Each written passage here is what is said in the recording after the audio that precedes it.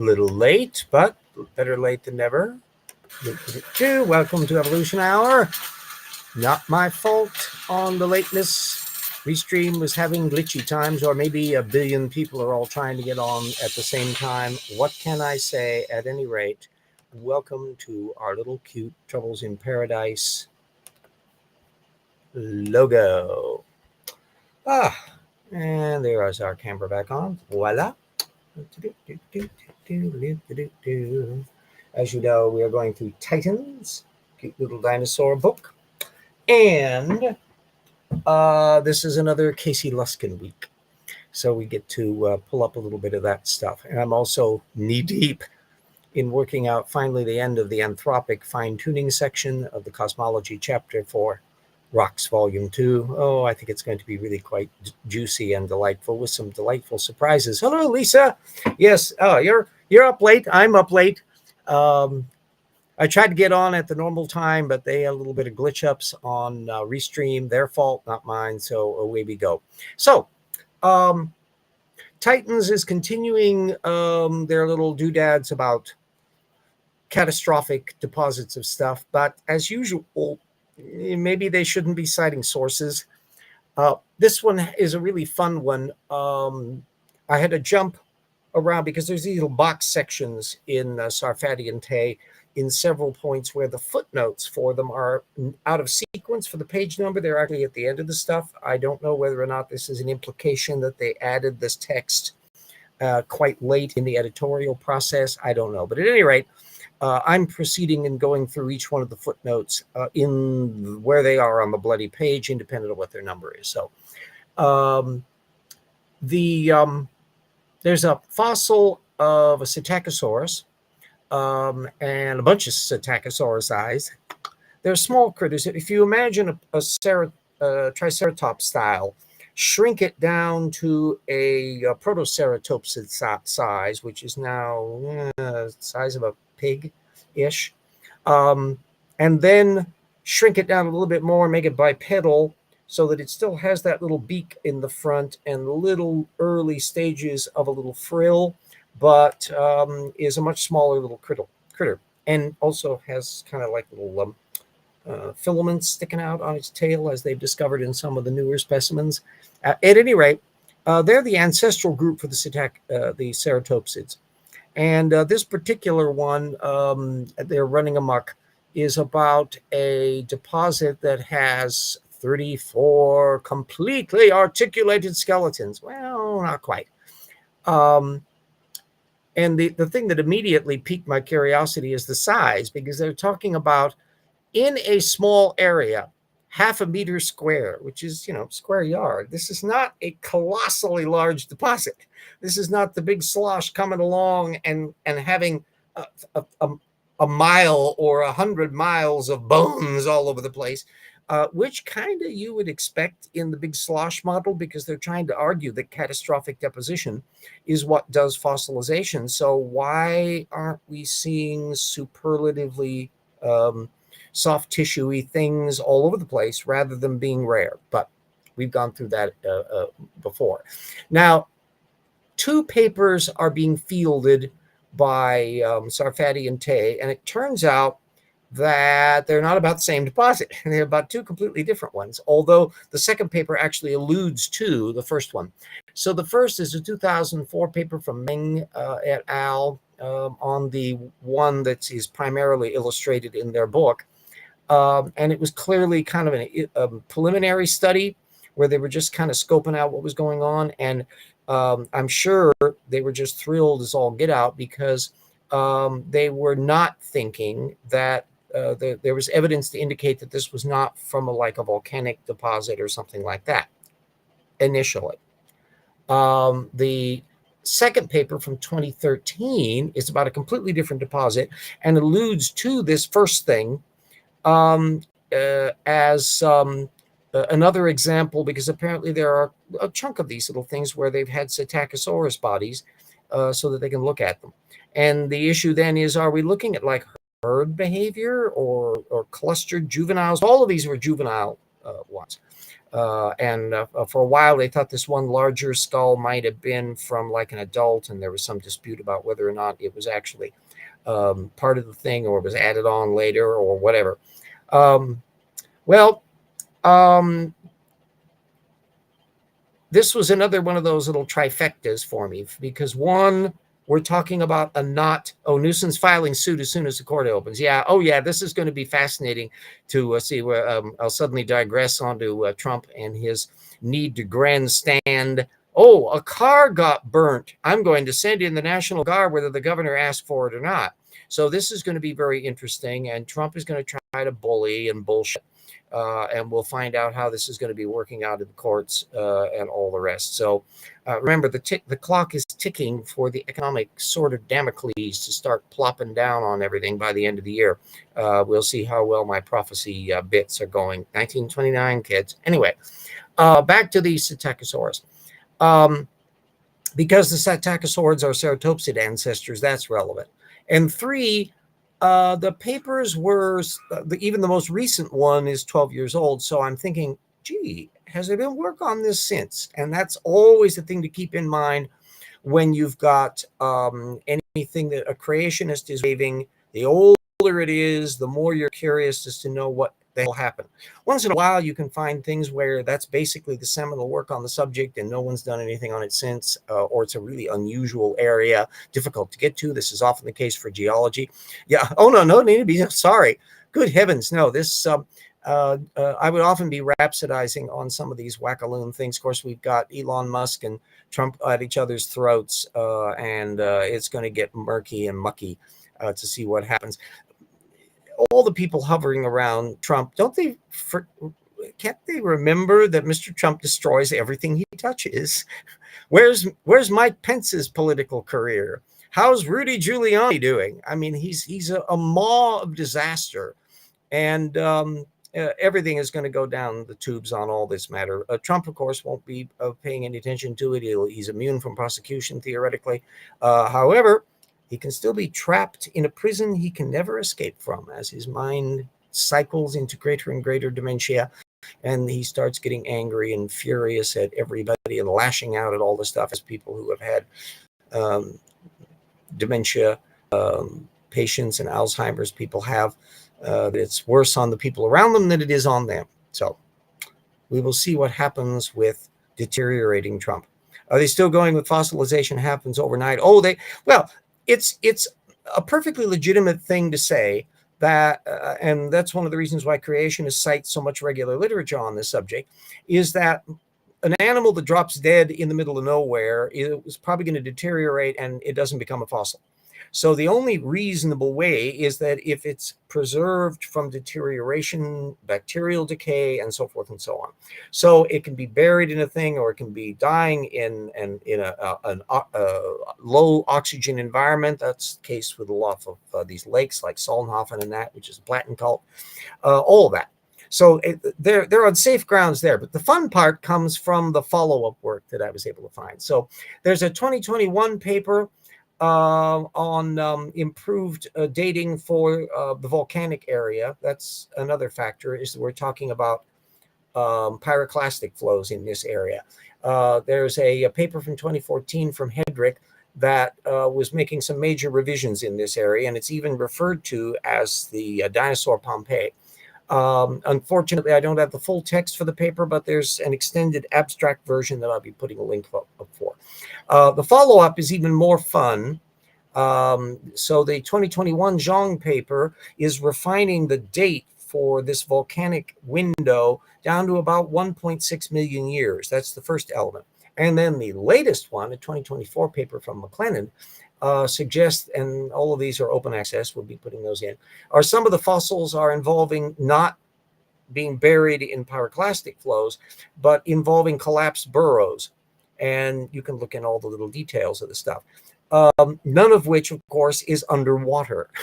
So none of this material is helping the creationist case. Now, of course, the 2021 paper is coming along late enough that you could understand why Sarfati and Tay might not have paid attention to it. The 2024 paper obviously postdates the book But that 2014 paper is a different kettle of fish, and even some of the information that's in the 2013 paper. So they are misrepresenting the source material on both of these papers, in my opinion. So now we get off to our Luskin file continuing. As you know, one of the threads that we've been spotting is when they bring up a topic and they don't explore the follow-up, that you can understand why, maybe because it's veering into areas that are not helping their case. Spoiler alert, theodicy, diseases, and all of that stuff. And boy, we got that again. So we got a 2021 paper from Schaffer and Levin. And again, alas, I only have the abstract on this one, but fortunately we'll be having enough fun and games on top of that I thought I'd just put the link into the abstract to at least get you into that ballpark. And it was indicating in the abstract that despite the radical increase in ADAR targets brought about by the introduction of ALU elements, the few evolutionary conserved editing sites managed to retain their editing levels. Here we review and discuss the cost of having an unusual amount of double-stranded RNA and editing in the transcriptome, as well as the opportunities it presents, which probably contribute to accelerating primate evolution. So right off the bat, we've got something that sounds kind of like evolutionary issues. But why were they so intrigued with this topic to begin with? Well, it turns out, again, searching for this editing, A-to-I editing technique, several other papers on the Luskin list popped up in a search, and boy, they're on the Luskin list. And the moment you look at them, you realize, oh, this is why they were being attracted to this. Although remember, this is primate evolution. So 2 older papers, both from 2014, and both from this same group, this Bazak et al.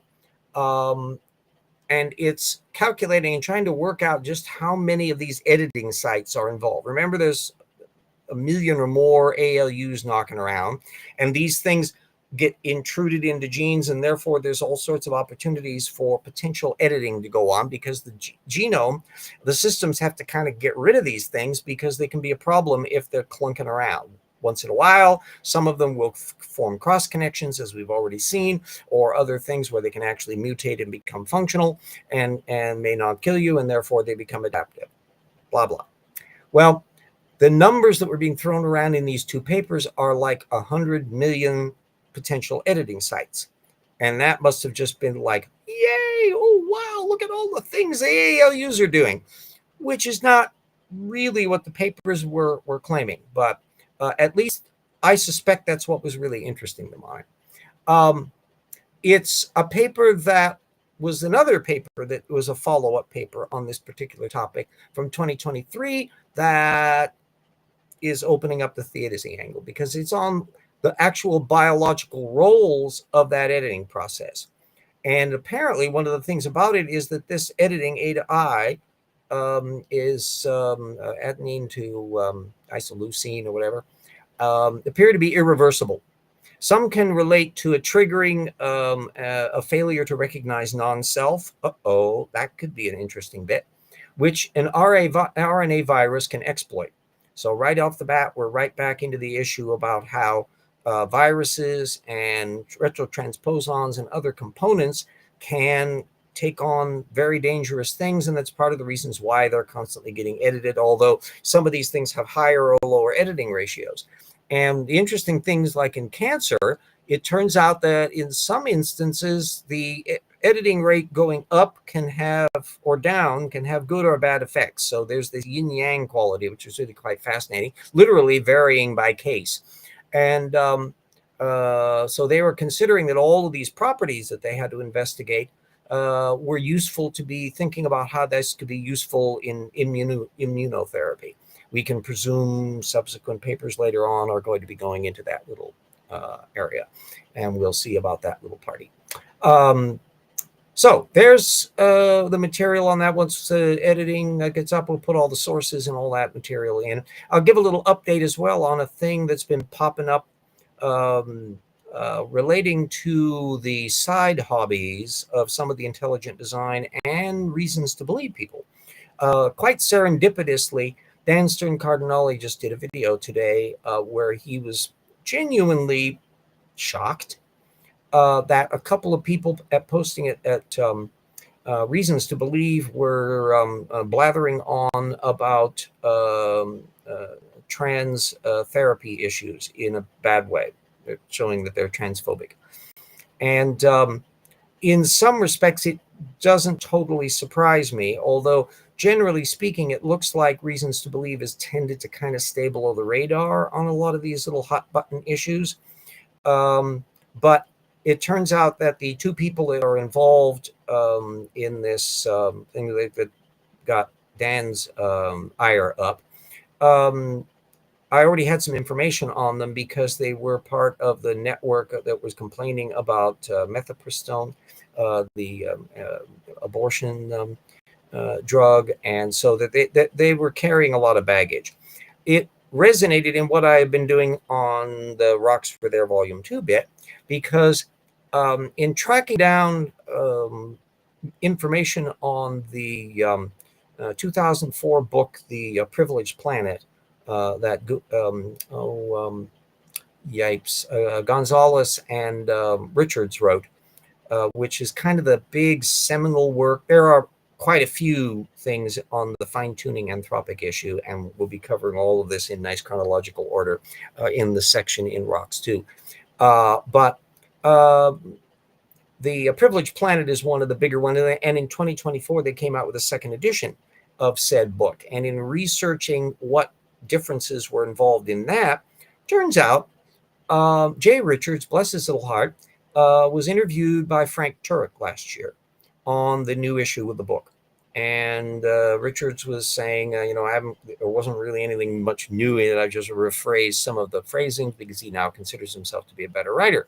But if you go all the way to the end of their cute little podcast, you discover that what Frank is just thrilled to talk about with Richards is his current hobby, which is at the Heritage Foundation. And he's going on and on about trying to stop trans therapy, especially for children. And so this doesn't surprise me at all, that the cross connections then between the intelligent design movement and the Heritage Foundation and culture camp philosophy, and this would therefore be cross-connecting as well with what you're seeing with a more overtly old Earth creationist group like Reason to Believe and all of that stuff. Was I gobsmacked to discover this? No, but jolly well, we're going to be discussing it in the book. ALUs? Yeah, that's I can never remember what the bloody thing stands for, but because it's an acronym, it's a real long, absurd something or other, something or other, something or other.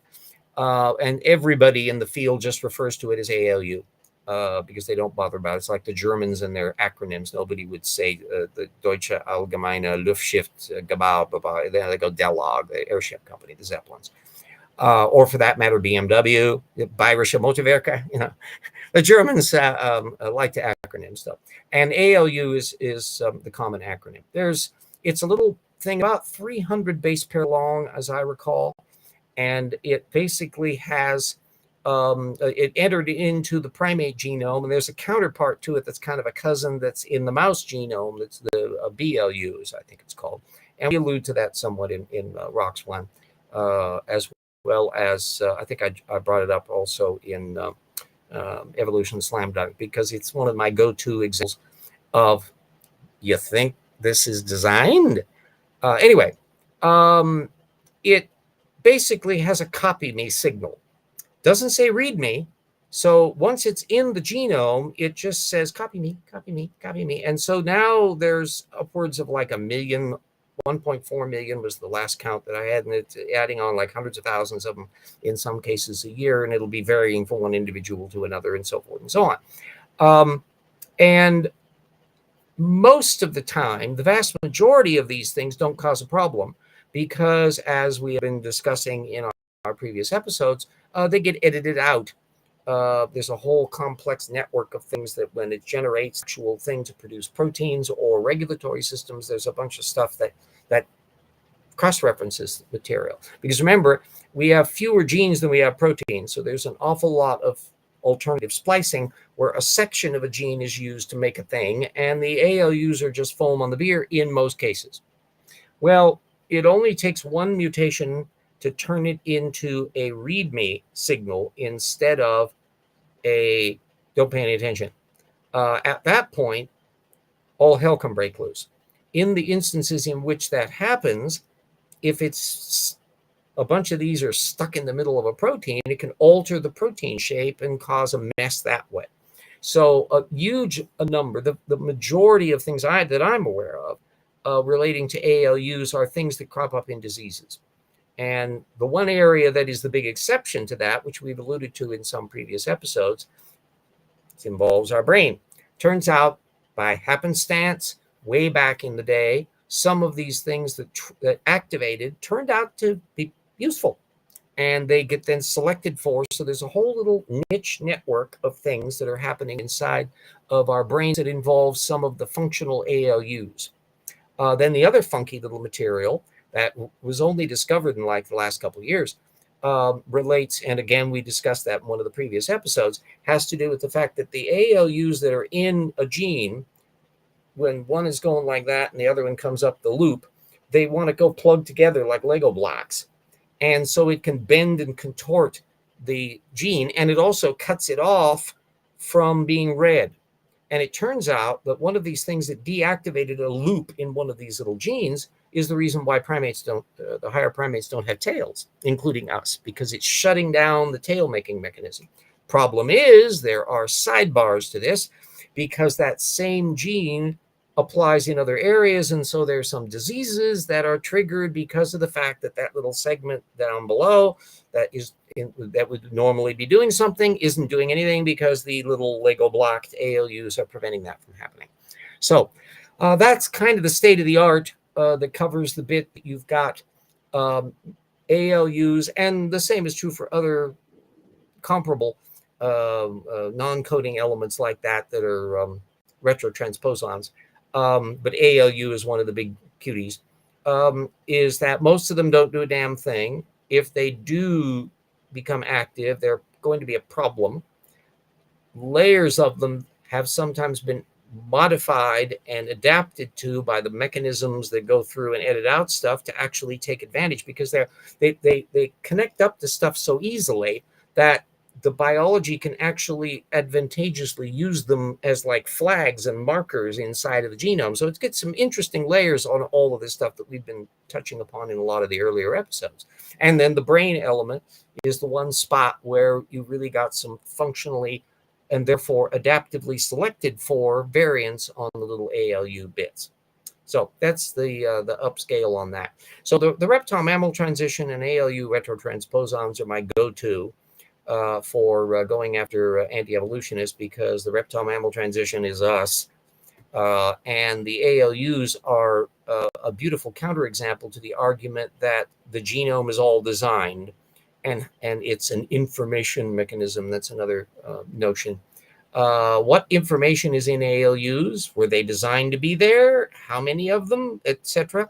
There's zero discussion of this in the anti-evolution literature. I think Jonathan Wells brought it up peripherally a ways back in, I think, it may have been all the way back in Icons of Evolution, but it hasn't been a hot topic since. And obviously, there's been no attempt whatsoever to make sense out of any of this stuff. Even the Luskin list, all they're doing is vomiting a bunch of papers that have ALU in them. Fine, that pad your resume, but remember, we're going through every bloody one. And so everybody will get a chance to see every single item, and they'll be able to see for themselves that it's not helping their cute little case. Oh, okay. So let me remember to thank our people who are our patrons, who are helping out in our time of uncertainty. Thank you. Remember, I am an old Social Security retiree, and I get a little dribble of stuff from our book royalties from the 4 books, and we'll have a little bit more of that once we finish Volume 2, and then as well the 3rd Paralogs novel that with a little luck, I'll have that done in 26. We'll see how that goes. I have the plot pretty much worked out, but the buffing and writing the thing. I'm about a third of the way through on that one. Anyway, thanks to all of our colleagues and researchers, assistant researchers, friends, and legacy patrons who have helped us over the year. I'm fully aware of the fact that things get dicey because of the financial circumstances, and it's only going to get dicier as we move farther along in through the Trump administration.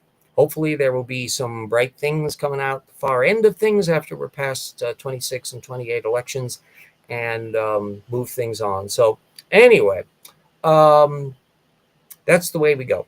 And again, let everybody know, even if you can't buy the copies of the book, let everybody knows about all of those. And if you are able, any of the viewers who can buy a copy and donate to your local library, that's another feature, or recommend that they get a copy of the thing. I'm quite proud of the 2 Paralogs novels, and I'm certainly proud of all the science material. I think I'm improving as we move along, and Jackson and I make a really rip-snorting team because he has the advantage of being a young college-level actual teaching person, so he's got his fingers on the pulse of the current working area. I am an old fart with a history degree from back in the day, but I have a mass of experience in terms of the kinds of stuff that anti-evolutionists have been up to in the years before Jackson was even a person, because he's only in his 20s. So put the two together and we're able to do a full press squeeze play where we have the context of the history plus all of the upgraded technical material. And there's certainly an awful lot of material to come about with. I added another item. Now I'm up to 10, and that will be the whole bit about the fine-tuning chart that's going to be in the new book, of where we'll be laying out why the fine-tuning argument ain't as impressive as the fine-tuning advocates insist. A thing, anybody that wants to look into this area, if you see somebody saying about, oh, how wonderfully fine-tuned all the constants are, look to see if they give the numbers of what the value is and how much can it actually change without being a problem, assuming, of course, that it can change. So a lot of these things are utterly hypothetical. We have no knowledge that any of the physical constants of the universe can in fact be altered. It's not like there's a stereo set that you can tweak the things.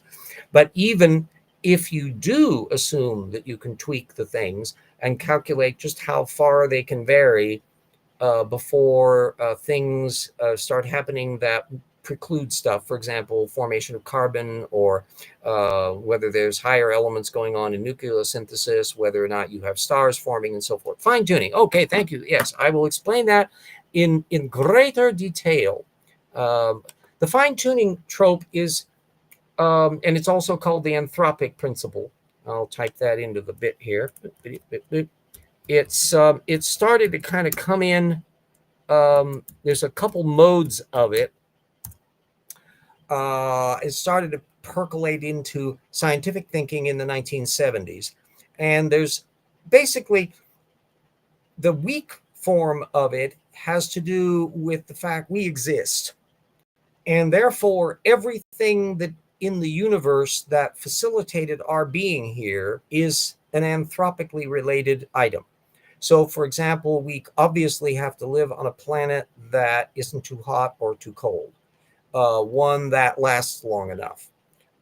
Since we're made of carbon, nitrogen, oxygen, etc., every physical principle required to make those components that add up to us, with or without evolution being true, must have happened in order for that to happen.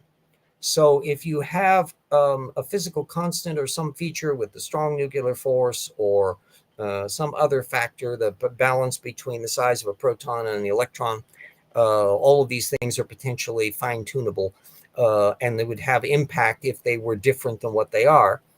The strong version of this argument is not merely that there's this cascade of things that needed to have happened in order to get us. Yeah, anthropic principle, I've heard of, yeah. The strong version is that it was intentionally designed for us, that the reason why all these things are the way they are is because the master designer, wink, wink, nudge, nudge, God, only the one that you prefer, obviously, actually fine-tuned everything with us in mind, and even Jesus Christ. There's been some of the arguments that are made that go into that. And it has an interesting swirl because it's a counterpart of a form of this providential thinking that is independent of the cosmological end. The cosmological side only relates to the stuff that forms stars and galaxies, and at the subatomic level form nucleosynthesis, which generates atoms and all of this kind of stuff. Whereas there's been a version of this that's gone on for a very long time and was certainly in play with a lot of creationists and others. So you can find young earth creationists offering the same thing, and Jehovah's Witnesses will be offering similar arguments, which is, ooh, the earth is in just the right position. If it were too close to the sun, we would get warm. If it were too far away, we would freeze. The moon is just exactly the right size, and it's just the right position to form the tides that do. And so to some extent, this is the old Leibniz best of all possible worlds and all that kind of stuff. Or like trying to argue that my nose was designed in such a way that I could put glasses on it, and sets, or that the puddle was intended for the water that's in there. And it's a risky little operation. But the thing about the fine-tuning constants issue is that when I actually started to look, when I really noticed the fact that they aren't giving the numbers a lot. They'll say, if it was less, a thing would happen. Well, how much less? If it were more, a terrible thing would happen. Well, how much more? Once in a while, and surprisingly, it is only once in a while. It's like pulling teeth to extract the actual values from these. And most of the numbers that I've been able to finally construct my master chart from are not in the standard anthropic literature. Such as, in fact, there's just 2 instances of where they kind of bump into numbers in the privileged planet. Both of these are going to be on our list. In fact, it's the carbon alpha resonance and the Higgs mass potential. And it turns out that, to my surprise, because I was thinking it wouldn't be shocking if there were instances of where there was literally a hair's breadth bit where if it varies like 0.000% this way or 0.000% that way, that would be a razor sharp bit. But it turns out none of them are that finely tuned. The smallest we get are ones that are a little less than a percentage point. None of them are down to tighter than that. And some of them can vary 10, 15, 20, 50% range. Now, to some extent, you've also got a selection pressure in terms of perspective. If you have a chart that runs from 0 to infinity, any range is absolutely inconsequential, no matter how big it is, because you're talking about a range from out to infinity. If you have a proportion, hi, Purple. If you have like a proportion in a thing where it can go from 0 to 1, then you might have a little bit different thing. One of the interesting little formulas, in fact, one of the variables in here, I think it's the Higgs mass potential, in fact, is one with that the only paper that had any numbers on how fine-tuned it was didn't even use the value itself, but they ran it through a complex formula of logarithms to massage it first. And finally, then you would end up a thing where it was running anywhere from plus to minus 18, and it has a relatively narrow range in betwixt. But if you look at the scale of things, you're then looking at the fact that it can still vary anywhere from 15 to 38% from the value we know. That's more than or less than 50%, but it's way broader than something that would be a millionth of a percent. And I was genuinely shocked that not a single one of the 10 core elements that we've got on our list are superlatively tightly done. And in fact, there's also another thing about the fine-tuning argument is that don't they have to stay tuned? And it turns out that at least 3 of the ones, and that's almost a third, may not have been constant. They may have varied a bit. Now, spectacularly so over the course, and this would a lot of the variation may have occurred quite early in the universe, even before stars and things were forming. But there's still an open debate on the matter. So I think it's going to be a revealing little sidebar on this stuff and the history of how these things become tropes. Fred Hoyle is involved with one of the particular ones. I think that's the yipes. I think maybe it's the proton-electron ratio or maybe density. Probably I have to look on my material on there. But anyway, it's one of these is definitely associated with Fred Hoyle, although it turns out that he wasn't thinking in anthropic terms initially, and it kind of got mutated over time. So there's a lot of fascinating history, and there's an awful lot of reasonably, the moon, there's another one.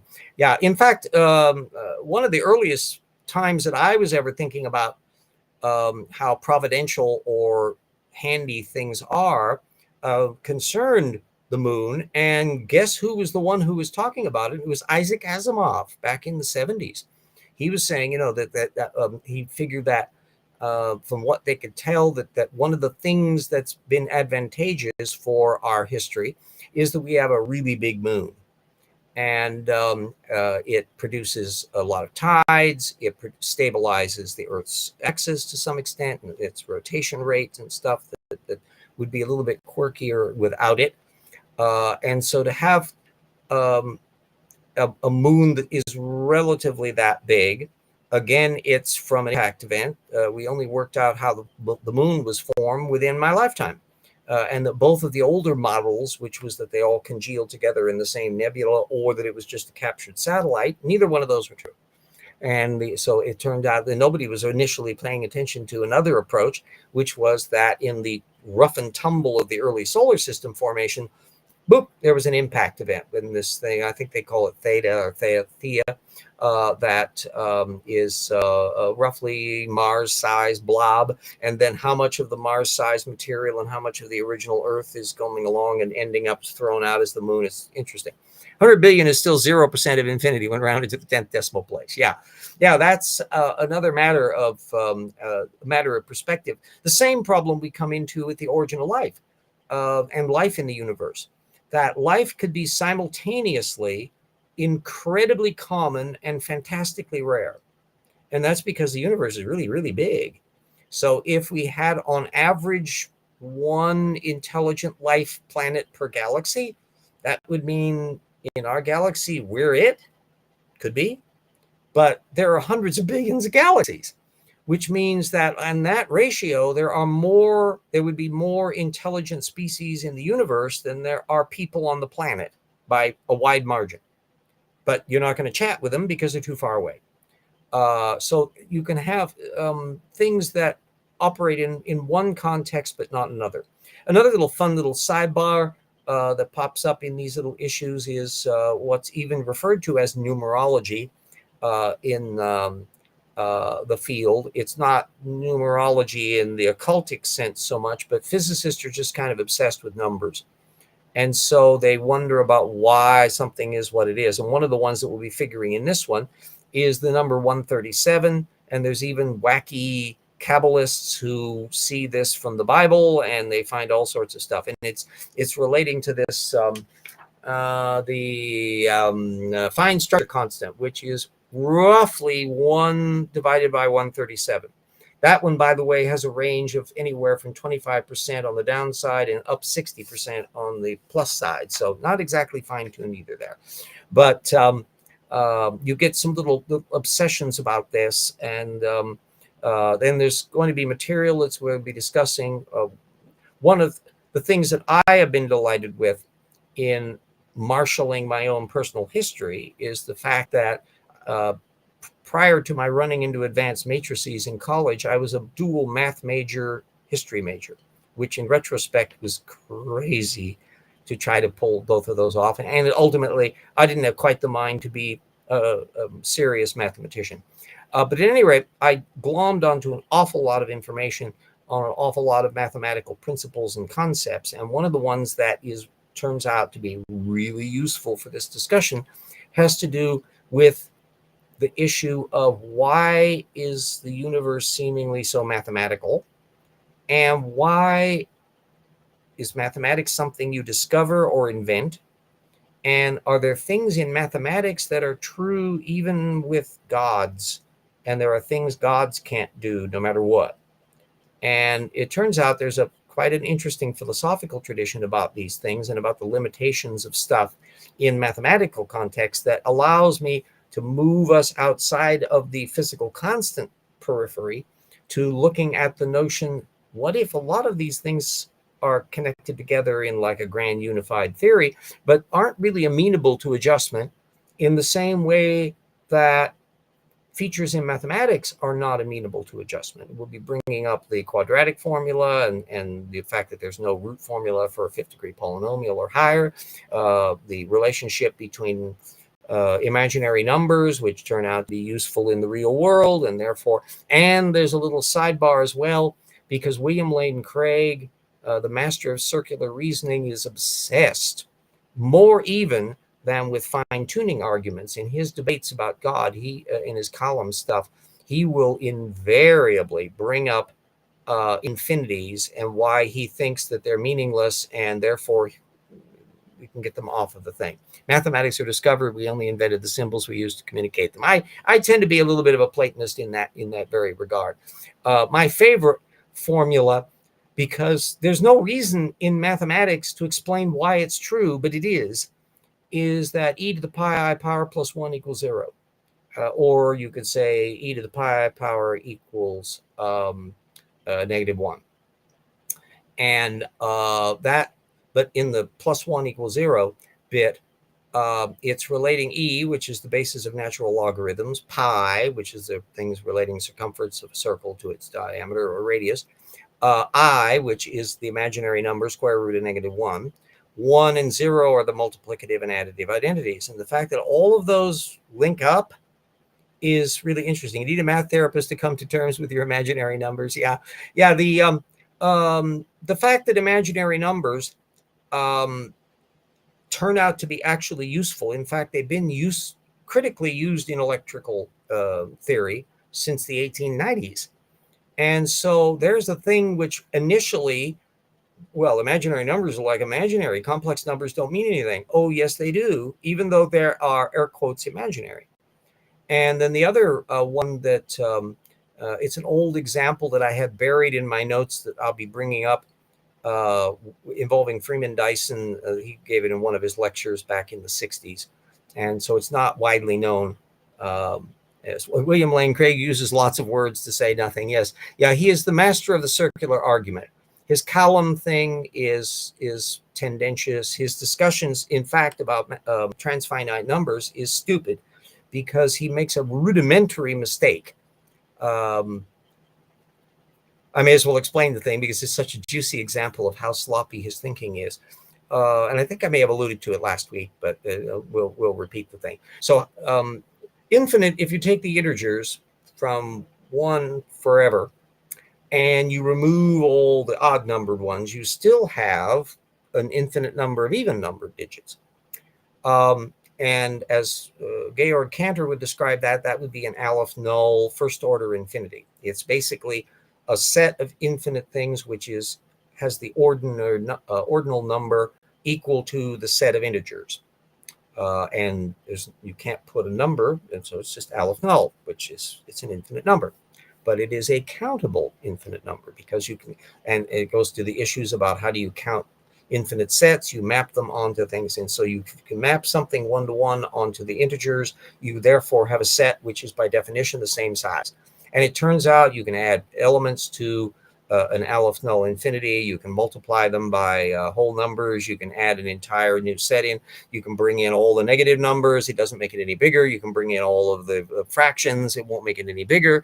And so in that sense, infinity plus infinity can still equal infinity. Or in Lane Craig's example, infinity minus infinity still equals infinity. But he has found a contradiction. Because if you take all of the numbers greater than 4 and remove them from the set, you end up with just 3. So that means it's a contradiction because infinity minus infinity equals 3. And I'm immediately going, wait a minute, do we think that 4 is greater than 4? So he doesn't even get his own example accurate, because in order to leave 3 numbers, integers left over, you would need to take every number 4 or greater, not greater than 4. So he's screwed up on that little point as it is. But the problem is he's misunderstanding what it means to add and subtract infinities. You're not, infinity is not a number, it's a set that has an ordinational number equal to another set. And so when you're removing that first infinity or any numbers, you are removing elements. So what he's taking is a set that is minus the numbers 1, 2, and 3, and removing it from the integers. Well, surprise, surprise, 1, 2, and 3 are left over. Duh, of course. So there's literally no contradiction involved. And the only reason why he thinks there's a contradiction is because he doesn't understand that he is misapplying what it means to add and subtract and multiply and divide transfinite sets. Yipes. What can one do? Anyway, there will be some delightful stuff because Cantor and Gödel, who also figures in the thing, Gödel, are both very religious people. In fact, Gödel tried to dust off Anselm. Now there's a whole sidebar of things that are going on.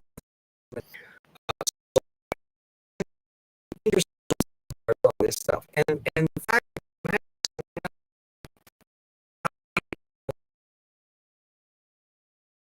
around